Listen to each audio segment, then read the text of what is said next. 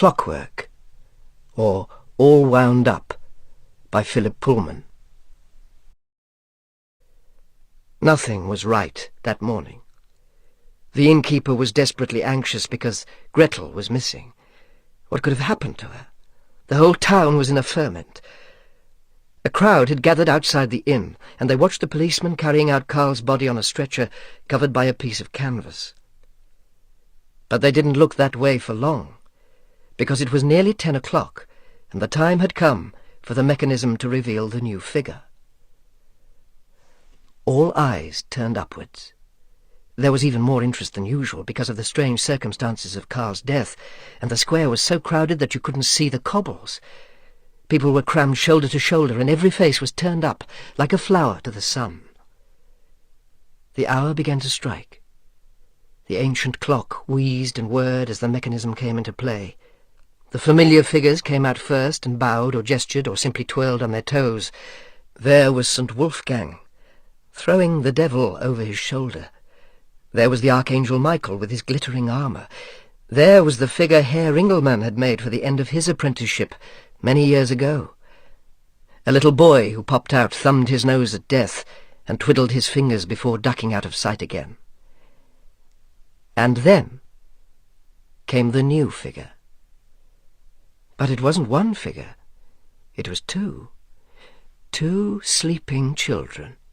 A girl and a boy, so lifelike and beautiful that they didn't seem to be made of clockwork at all. A gasp of surprise went up from the crowd as the two little figures yawned and stretched and looked down, clutching each other for fear of the height, and yet laughing and chatting together in the bright morning light and pointing out the sights around the square. Out of the night and out of the past, Gretel has made Florian a present of her heart, and what they're looking at is the future. "A masterpiece!"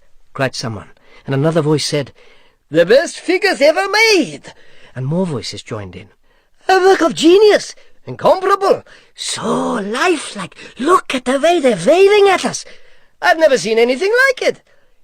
But Herr Ringelmann had his suspicions, and peered upwards, shading his eyes, and then the innkeeper, looking up with everyone else, saw who it was, and gave a great cry of joy. "It's my Gretel! She's safe! Gretel, keep still! We'll come up and bring you down safely. Don't move! We'll be there in a moment." And very soon the two children were safely on the ground. Two children, because the prince wasn't Clockwork anymore. He was a child as real as any other, and so he remained. The heart that is given must also be kept, as Dr. Kalmenius had been about to say to Prince Otto. But the prince didn't listen, did he? No one could guess where the little boy had come from, and Florian couldn't remember. Presently everyone accepted that he had been lost and that they had better look after him. So they did.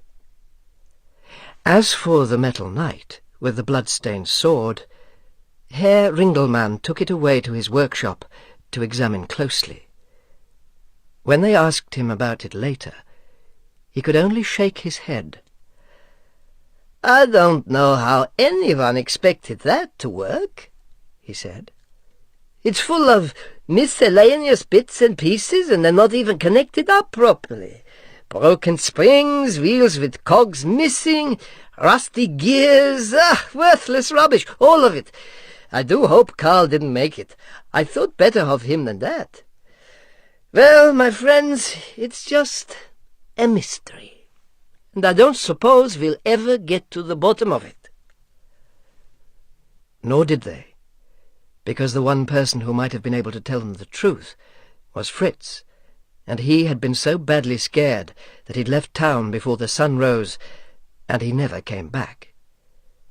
He fled to another part of Germany, and he was going to stop writing fiction altogether until he found he could earn lots of money by making up speeches for politicians.